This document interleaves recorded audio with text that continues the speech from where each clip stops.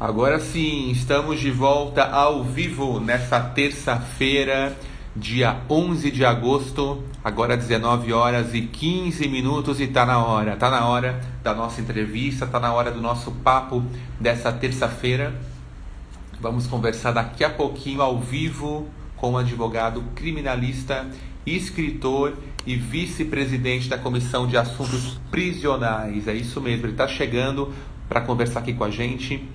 A partir de agora, 19 horas e 16 minutos. E agora tem que dar certo. Nossa entrevistada. E a galera conectada, obrigado André, obrigado Denise, obrigado Débora, Ana Paula, Rafael também conectado. E agora sim, muito boa Opa, noite, doutor boa William noite. Chisato, de volta, muito bem-vindo. Boa noite, obrigado, Maurício. Sempre uma satisfação poder estar participando aí contigo. Uma pessoa que eu admiro aí pelas interessantíssimas entrevistas que vem realizando aí ao longo, principalmente da Parabéns pelo seu trabalho. Então, para mim é uma satisfação poder estar nessa conversa aí sobre a advocacia criminal, principalmente hoje no dia do advogado e da advogada, tão importantes para a manutenção da administração da nossa justiça, manutenção do nosso Estado Democrático de Direito e a garantia dos direitos e garantias. Com certeza. Doutor William, primeiro então eu quero apresentar, né, a sua biografia aí para o público, né? Um pouquinho dela, porque eu sei que hoje tem lançamento também, tem novidade, né, para o público. O advogado, né, criminalista William Chisato é vice-presidente da Comissão de Assuntos Prisionais e coautor de um livro que ele vai explicar para a gente aqui hoje, né? Hoje é o dia do advogado, nós temos várias perguntas aqui para fazer para o doutor William Chisato, mas antes vamos agradecer a audiência aqui da Anne, da Marina, do André, Rafael, Felipe, Denise, enfim, a galera está conectada aqui também para fazer perguntas, né? Vamos então iniciar falando um pouquinho do objetivo do livro, doutor William. Que é a Beleza, o grande livro novidade aí, direito. né, desse momento. Exatamente, o nome do livro é Direito Digital e Compliance. Hoje, com a pandemia, com o mundo cada vez mais digital, não se trata mais de futuro, e sim de presente. São questões que vinham sendo discutidas de forma muito tímida e que hoje se torna relevante, imprescindível, todos os profissionais, principalmente da área jurídica, estarem ambientados com o mundo digital, estarem entendendo todas as novas regras que vão incorporando o direito digital. Hoje tudo está sendo por ambiente virtual, as audiências, os julgamentos, toda a nossa vida está sendo transformada. Hoje todo mundo está trabalhando em home office, então a gente tem que aprender a esses novos mecanismos, estar por dentro das regras que estão regulando a nossa vida hoje, principalmente que está relacionada à advocacia, em nosso caso, a advocacia criminal, e o livro se propõe a trazer isso, traz compliance tributário, compliance trabalhista, e a nossa proposta foi discutir a tutela de dados no processo penal. O nosso processo penal ele é de 1941, ou seja, é um livro antigo, são regras antigas que não estão em consonância com a nossa realidade. Nós tivemos uma alteração agora com o pacote anticrime e que não foi suficiente também para regular a nossa vida digital no processo criminal. Nosso processo criminal ele é um processo que é uma regra ainda que está presa no passado, uma regra que está relacionada aos crimes violentos, ao homicídio, roubo, furto, sendo que os crimes hoje também estão sofrendo transformações, estão vindo crimes cada vez para o ambiente virtual e o nosso processo penal deve estar atualizado, deve estar tutelando essas relações que ocorrem do ponto de vista criminal dentro dos processos criminais e o advogado deve estar ambientado com isso. Então essa é a nossa proposta de discussão no livro Direito Digital e Compliance. Certo. Doutor William, como é que foi, né, como é que se deu, né, o convite para essa participação e quais serão os próximos passos para divulgar, para ampliar a divulgação dessa obra que é tão atual hoje, né? Sim. Direito contemporâneo mesmo. Exatamente.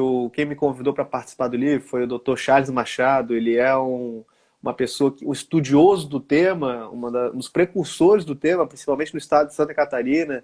Ele já estudava essa matéria há 10 anos atrás, quando existiam pouquíssimas obras sobre direito digital, sobre matérias relacionadas a essa temática. Então ele resolveu fazer um estudo, fazer uma série de convidados, pessoas que são referências no tema. Eu não sou referência no tema, mas ele quis trazer alguém que seja da advocacia criminal, alguém entenda um pouco do processo criminal e esteja trazendo uma matéria que traga um pouco do direito digital e que faça esse link com o direito processual penal. E aí nós fomos convidados, e a temática que nós entendemos por bem discutir foi a questão da tutela de dados, ou seja, a proteção que nós temos nos nossos aparelhos aqui telefônicos, qual é a proteção que o aparelho telefônico tem dentro do processo penal. E aqui eu já trago uma questão, para ter uma ideia. A Lei Geral de Proteção de Dados, ela expressamente exclui a tutela dos dados quando se trata de investigações criminais, ou seja, é uma lei importantíssima para poder, para nós termos segurança a respeito dos nossos dados sensíveis, como as empresas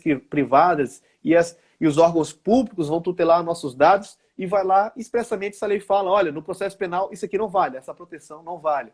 Ou seja, nós estamos submetidos a uma extrema insegurança jurídica quando se trata de processo penal. E essa foi a proposta desse artigo. Qual é? E quem está regulando isso? Quem está fazendo a limitação do poder punitivo do Estado quando se trata de tutela dos nossos dados sensíveis, principalmente dos dispositivos informáticos? É a jurisprudência, os tribunais superiores que estão atualmente debatendo, se debruçando sobre essa temática. E aí foi isso que nós estudamos. Qual é a posição dos tribunais superiores, como eles enfrentam a tutela de dados hoje no processo penal. Então nós trouxemos várias decisões, estudamos um pouco dessas decisões, principalmente do Superior Tribunal de Justiça, do Supremo Tribunal Federal, e trouxemos como que eles estão decidindo os casos a respeito disso. Certo. Agora são 19 horas e 22 minutos e hoje é o dia do advogado, né? Agradecendo aí e também parabenizando todos os advogados que estão acompanhando essa entrevista, as advogadas. Muito obrigado aí a cada uma de vocês. E vamos falar um pouco sobre isso. Como é que é, então, a rotina de um advogado? Olha, tinha a rotina antes da pandemia e a rotina pós-pandemia. A rotina antes da pandemia era todo dia estar em audiências, sair de uma audiência para uma delegacia de polícia, da delegacia para a penitenciária. Ou seja, a vida do advogado criminalista ela é feita quase fora do ambiente do seu escritório, como regra. Há dois tipos de advocacia. Uma advocacia em que você atua mais em crimes econômicos, atua mais em crimes envolvendo os crimes que está relacionado ao direito penal econômico. Esse tipo de crime envolve um estudo maior, uma profundidade, uma dedicação maior no processo. Ou seja, nesse tipo de crime, o advogado passa mais dentro dos escritórios, fazendo um estudo dos processos, mas nos crimes mais violentos, chamados crimes de rua, crimes de sangue, roubo, furto, homicídio, esses crimes, eles, como a sua incidência é muito grande, o advogado acaba sendo demandado muito fora do seu escritório. Então, a rotina do advogado ela é muito corrida. Para ter uma ideia, eu já fiquei dentro de uma penitenciária até depois da meia-noite, porque os procedimentos, a burocracia de atendimento no ambiente do sistema penal ela é muito pesada, é muito demorada, é muito carregada. E isso nos prende na rua. E o advogado fica o tempo todo na rua. Ou seja, ou tem uma equipe muito qualificada, podendo dar andamento às suas demandas, ou vai acabar trabalhando muita noite. Então, e isso acaba ocorrendo inequivocadamente. Esse tempo eu fiz uma enquete aqui no meu Instagram e perguntei quem que rende melhor à noite, quem consegue trabalhar melhor à noite. E 90% do pessoal, e mais de 150 pessoas participaram, e 90% delas disseram que o rendimento à noite e na madrugada é muito maior. Exatamente por causa disso, porque é o WhatsApp que não para, é telefonema que não para, são demandas que não param, e o momento que a gente tem para poder, com tranquilidade, com a paz, poder estudar os processos, poder fazer as petições, acaba sendo à noite de madrugada, e de manhã já começa toda a loucura de novo. Então essa sempre foi a rotina do criminalista. E agora, com a pandemia, o que muda um pouco é que, cada vez mais os processos vindo para o ambiente virtual, com audiências, julgamentos, a gente consegue fazer mais em casa, mas a loucura do dia a dia é a mesma, a demanda é a mesma, só que agora a gente consegue fazer um pouco de casa com o agravante que nós temos que estar lidando com os nossos filhos, com as questões domésticas, e aí é aquela questão, né, como você pode trabalhar dentro do home office de uma forma que seja efetiva, que seja produtiva, uma produtividade em home office. Essa acaba sendo a discussão. Eu que tenho um filho pequeno, acaba sendo muito difícil, porque a todo momento ele vem papai, todo momento ele quer brincar. E aí é o desafio a gente poder conciliar o home office com a vida doméstica. Certo. E como é que foi, né, para o advogado, né, para o estudante William Shinzato escolher ser um advogado criminal? Como é que se deu essa escolha, né? Como é que iniciou essa tua rotina e a tua história na advocacia criminal? Perfeito. Eu comecei estagiando numa vara ambiental E na parte que eu estagiava na vara ambiental, vara federal ambiental, eu cuidava das partes dos crimes ambientais quando estagiário. E foi ali que eu comecei a ter contato com os processos criminais, com as causas criminais, e ali a gente vai desenvolvendo certa paixão. Eu confesso que eu desenvolvi até mais paixão pelo direito ambiental, mas aí a gente se formou, pegou a carteira da OAB e as causas criminais começaram a surgir. Assim, o direito criminal, ele sempre é muito apaixonante, entender por que uma pessoa comete um crime, que leva uma pessoa a cometer um crime, que leva uma pessoa a cometer um crime de homicídio. Os julgamentos das causas criminais sempre envolvem bastante emoção. Então, praticamente, se você for perguntar para os estudantes de direito, praticamente a maioria terá predileção pelo direito penal, pelo direito processual penal, pela criminologia, porque são questões muito interessantes, questões que atiçam a curiosidade humana. E cada caso ele é muito diferente, ou seja, não há quase demandas repetitivas. E aí tem aquela questão da emoção, de casos diferentes. E aí, como todo estudante de direito, tive sim predileção pela advocacia criminal, predileção pelo direito penal, pela criminologia, pelo direito do processo penal. E foi um processo natural e as causas criminais começaram a chegar. Então, da paixão para a atividade foi quase um pulo, foi quase uma questão natural que ocorreu. Então, todo mundo que tem a vontade de advogar na área criminal vai se deparar sim com causas criminais. E se quiser seguir a carreira na advocacia criminal, tem um vasto mercado de trabalho para seguir. Interessante. Nós vamos falar daqui a pouquinho sobre os novos tipos de crimes e sobre os crimes que estão ocorrendo durante a pandemia, né? Porque isso também mudou bastante, doutor William. Mas antes eu quero agradecer a audiência do Lucas, muito obrigado. A Suzana também está aqui, muito obrigado pela audiência. O Vionei, o Gui, está de volta aqui, Guilherme. Obrigado, Francisco, Wagner, Jander. Obrigado, Leonardo, Felipe, Daniela, Adriana. Galera aqui, ó, que está conectada. Gabriel, Felipe também, João, Adriele. Tem muita gente aqui desde o início da nossa conversa. Mas agora, doutor William Chisato, para falar um pouquinho, né? O que mudou na pandemia? Porque o comportamento humano, ele mudou muito esse ano, né?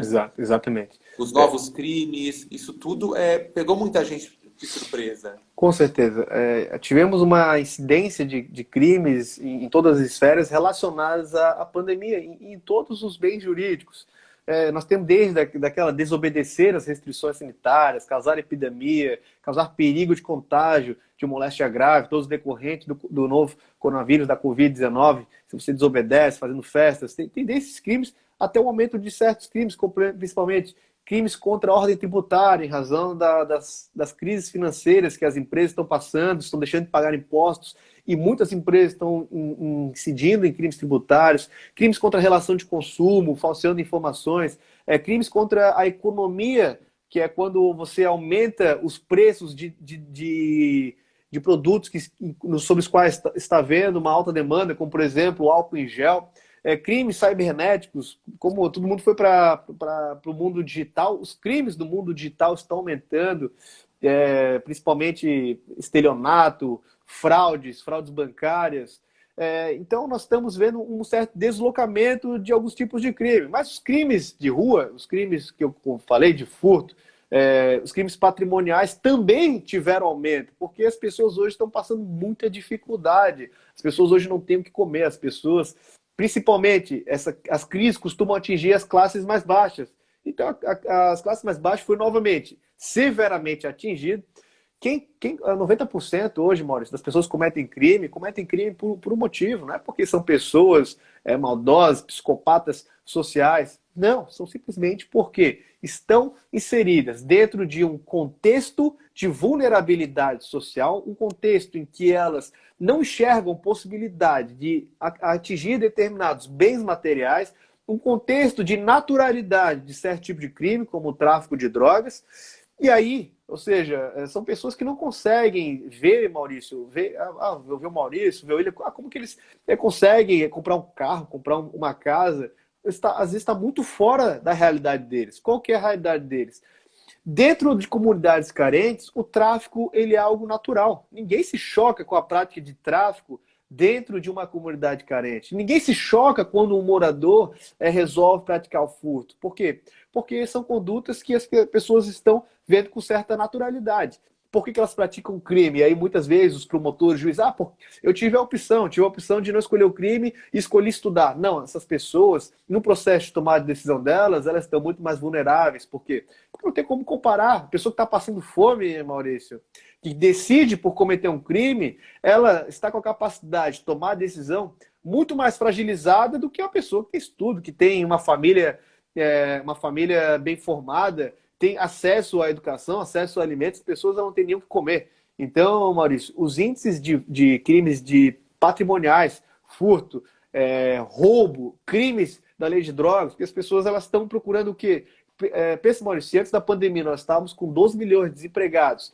O tráfico para essas pessoas é uma opção válida, sim. Se ela não tem o que comer, ela vai para o tráfico. Por quê? Porque o tráfico dá renda para ela. Se essa pessoa não tem o que comer, ela vai praticar o furto, vai praticar o roubo. Não porque é uma pessoa do mal, como todo mundo fala, pessoas de bem e pessoas do mal. Não é isso, são pessoas que não tiveram a oportunidade. O maior causa hoje de prática de crime é a desigualdade social, principalmente dessas pessoas que já são excluídas de tudo, e aí quando elas cometem um crime, são colocadas num ambiente de sistema penitenciário em que as excluem muito mais. E aí nós também para poder continuar, quais crimes aumentaram? Aumentaram os crimes de violência doméstica.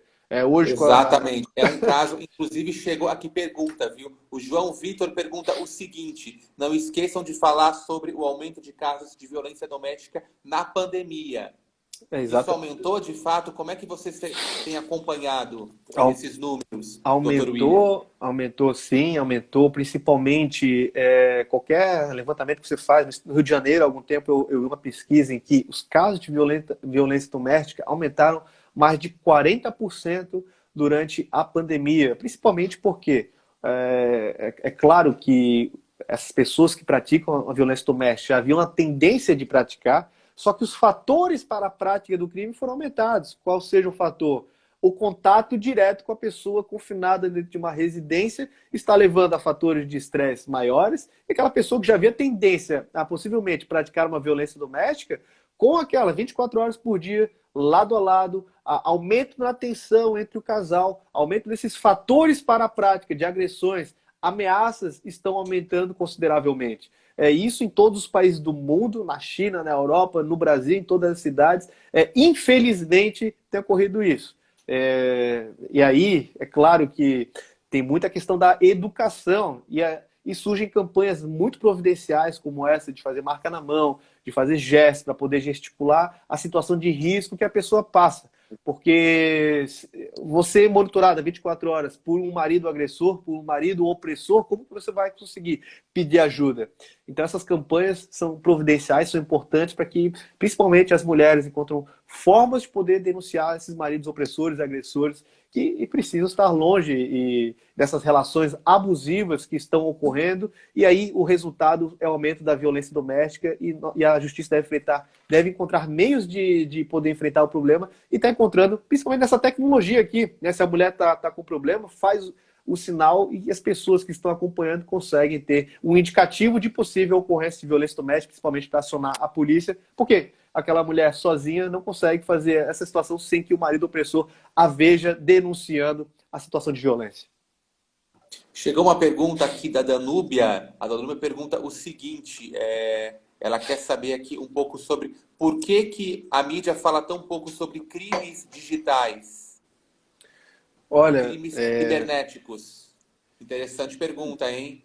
Interessante pergunta. Eu confesso que eu não sei por que a mídia ela se omite nesse ponto, porque se trata tudo de um processo educativo. A mídia, primeiro a gente tem que saber o papel da mídia. A mídia vende determinadas informações, ou seja, eles só vão passar aquilo que interessa e aquilo que gera audiência. Então, se eventualmente os crimes digitais não estiverem gerando audiência, eles não vão falar sobre isso. A gente tem que saber isso, que mídia não passa informação. Mídia passa produtos. É isso que a mídia vende, produtos. Eles vão vender o produto que as pessoas estão comprando. Se as pessoas não estiverem comprando a informação sobre crimes digitais, a mídia não vai vender isso. Então nós temos que ter consciência a respeito do papel da mídia, o que ela faz hoje em dia. Ela vende produto, ela não vende informação. E aí o que acontece? Nós temos uma situação em que os crimes digitais estão à tona, estão ocorrendo diariamente, principalmente invasão de dispositivos informáticos, golpes por meio dos dispositivos informáticos, estelionatos estão correndo muito, porque nós temos dois tipos de crimes digitais. Aqueles crimes digitais próprios, que é quando é a invasão de dispositivo informático, ou seja, o bem tutelado é o próprio dispositivo informático, e aqueles impróprios em que nós estamos usando a tecnologia para praticar crimes, principalmente, por exemplo, os crimes contra a honra. Estou usando o Facebook, o Instagram, para praticar um crime de difamação, de injúria, de calúnia. Então, está havendo aumento das pessoas em casa, pessoas em nível de estresse altíssimo por conta da quarentena. E aí, a possibilidade de você ter condutas criminosas utilizando do ambiente digital cresce exponencialmente. E aí aquelas pessoas já estão má fé, já estão tendenciosas a praticarem crimes, vão encontrar um prato cheio aqui, o ambiente digital para praticar os crimes cibernéticos. Certo. Doutor William Shinzato, você que é vice-presidente aí da Comissão de Assuntos Prisionais, uma das comissões mais importantes, né? Que tipo de leitura que embasa o teu dia a dia? Que tipo, né, de leitura que embasa também a tua rotina enquanto um advogado criminalista? Olha, a Comissão de Direito de Assuntos Prisionais, ela é uma das comissões mais atuantes da OAB, porque a demanda de serviço que ela tem é enorme. O nosso sistema de justiça criminal, ele é muito violento, ele é muito opressor. As pessoas que praticam crimes devem ser privadas da sua liberdade, mas elas não são privadas da sua dignidade, não são privadas da sua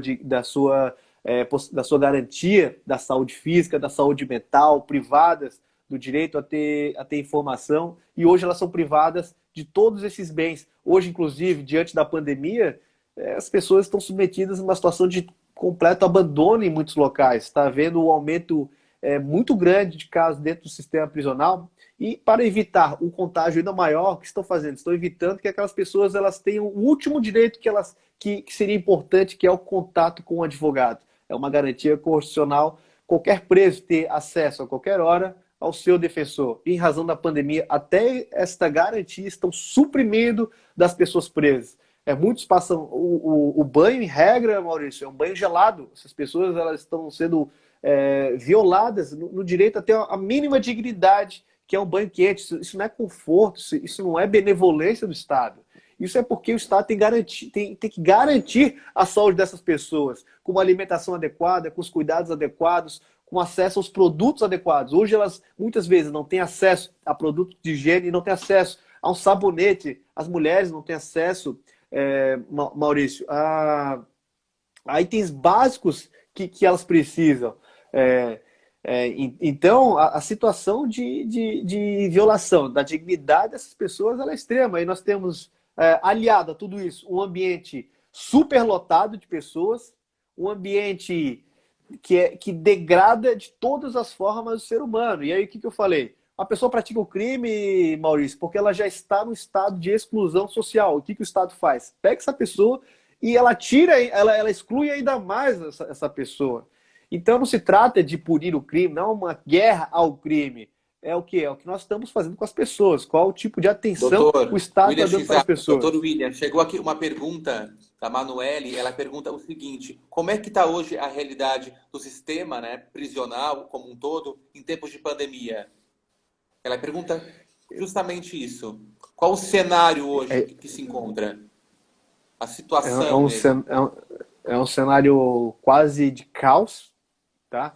É claro, todo mundo, Maurício, o juiz, a administração pública, todo mundo acha que está fazendo o seu melhor. Todo mundo entende que está adotando as medidas necessárias para prevenir a propagação desse vírus. Só que estão esquecendo das pessoas, porque querem fazer o que se chama de barreira sanitária no sistema prisional, e essa barreira envolve, inclusive, um advogado falar com o seu cliente.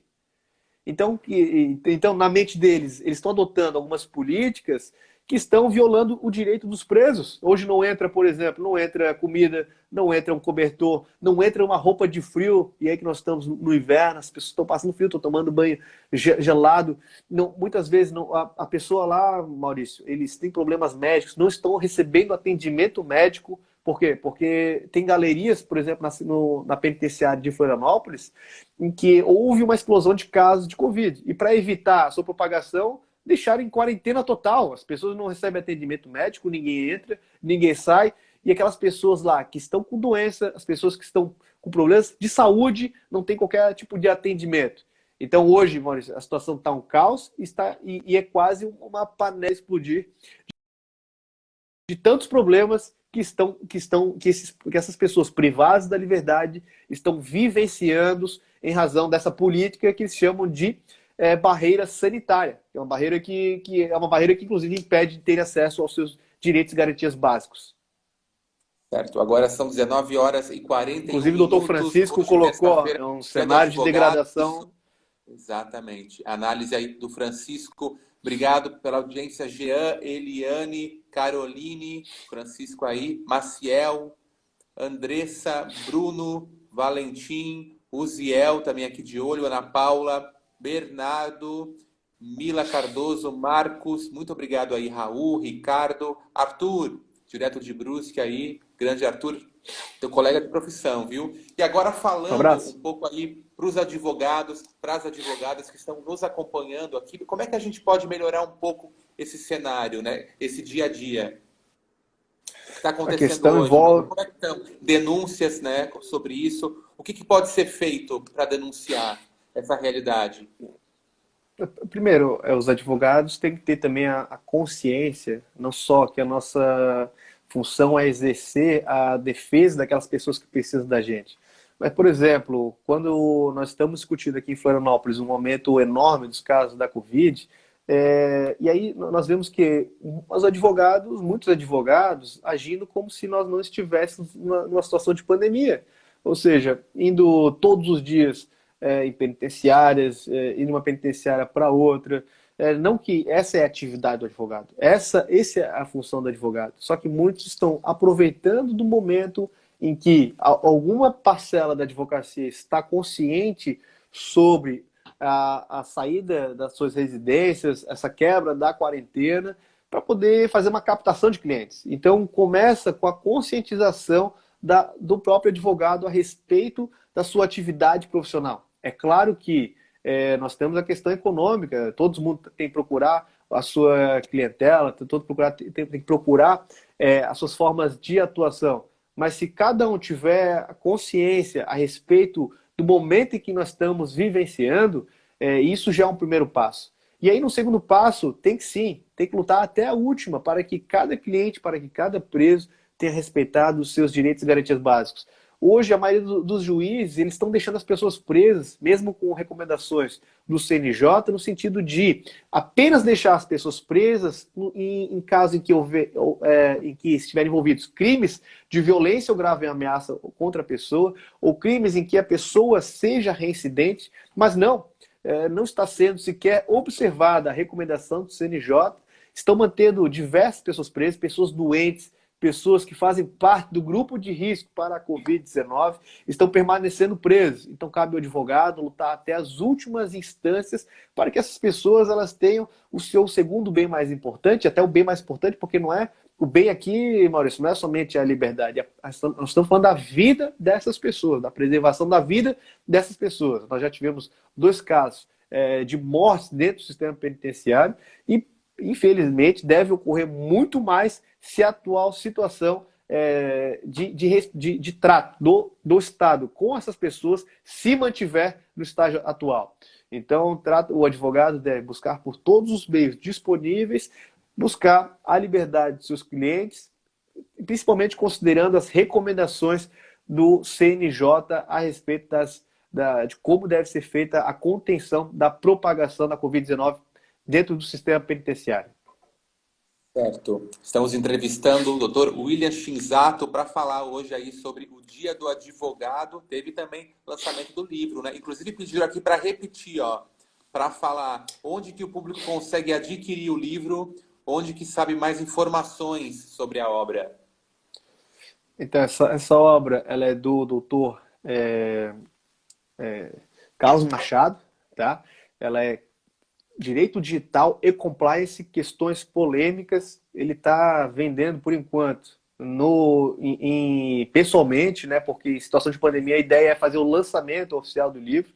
mas com a perduração da situação de pandemia, não há ainda previsão como será feito o lançamento oficial.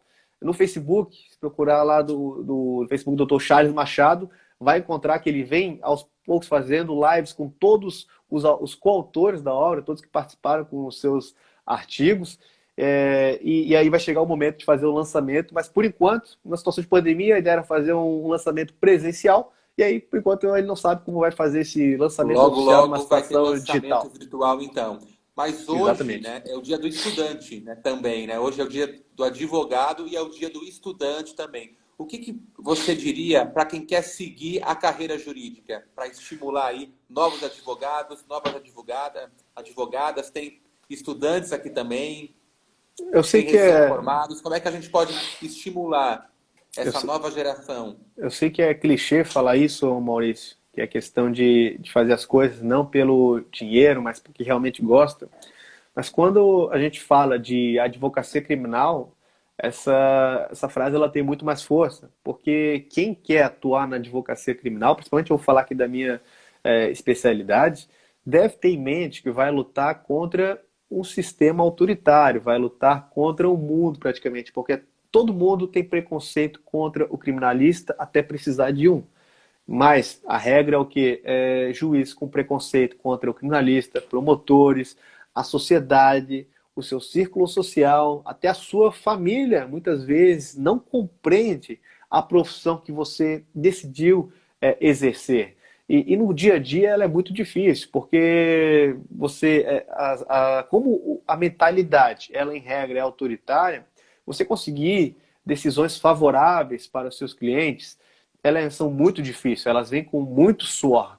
E vêm também, às vezes, com muita luta, depois de você ter sofrido muita porrada. Por isso que, quando se trata de advocacia criminal, se você não tiver a consciência do que enfrentará um ambiente muito difícil, um ambiente de violência mesmo, violência verbal, ameaças, e eu estou falando aqui contra o poder estatal. Não trago, porque a última preocupação do criminalista é se preocupar com seus clientes. Porque o criminalista é a única pessoa que está do lado daqueles que estão sendo processados criminalmente. É só o criminalista fica do lado. Ou seja, você não precisa se preocupar com eles. Você tem que se preocupar com policiais, com promotores, com juízes, com todos os atores do sistema de justiça criminal que vão fazer de tudo para tentar te esmagar.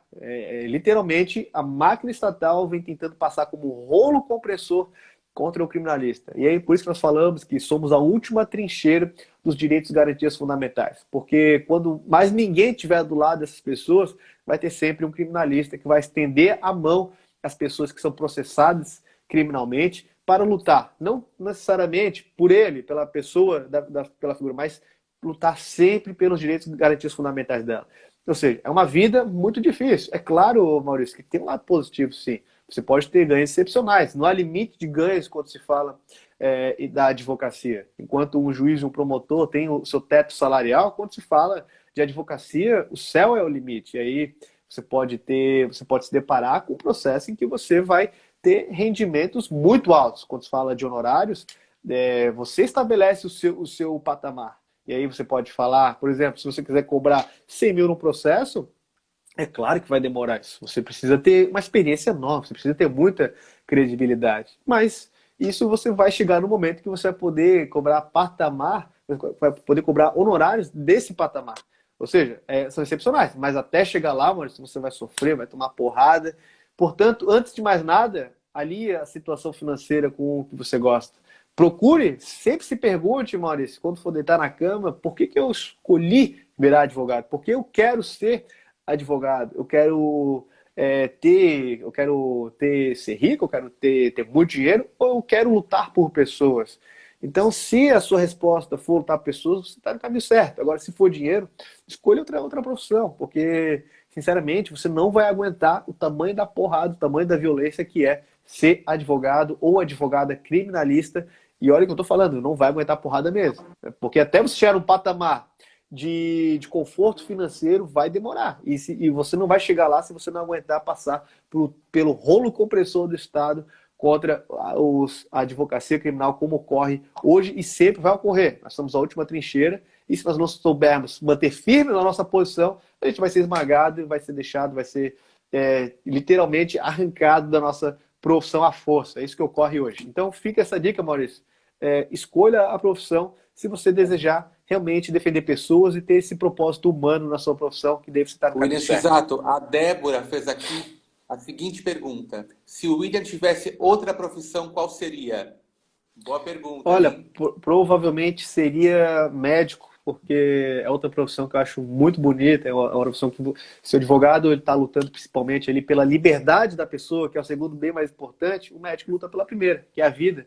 Então isso eu acredito que seria a profissão que eu escolheria com muita satisfação para poder atuar. Defender a liberdade dá muita satisfação. Acredito então que lutar pela vida literalmente da pessoa, tá, com a vida das pessoas são. E assim é mais, Maurício, a vida também está na mão do criminalista. Porque uma pessoa, quando é presa, ela perde sua liberdade, mas ela também está perdendo a sua vida em todos os sentidos. Seja tempo de vida com a sua família, tempo de vida com o seu lazer, tempo de vida podendo pegar um sol, sentir a brisa no rosto, sentir o sol bater na sua pele. E as pessoas perdem isso quando são presas, Maurício. Então, o criminalista, ele tem, na verdade, ele tutela, ele luta pelos três bens, não mais importantes, mas aqueles que são os mais relevantes, que é a vida, a liberdade e o patrimônio. Porque quando o direito penal atinge a pessoa, ele também ele atinge fortemente o patrimônio em diversos aspectos. Mas, se fosse escolher uma segunda profissão, seria a medicina. William Chisato, mais uma pergunta aqui da Marília. A Marília pergunta o seguinte, que o William citou sobre direito ambiental, né? Como é que você Sim. hoje observa a realidade do direito ambiental? Olha, o direito ambiental, ele também é de suma importância, discute um lado, é muito difícil hoje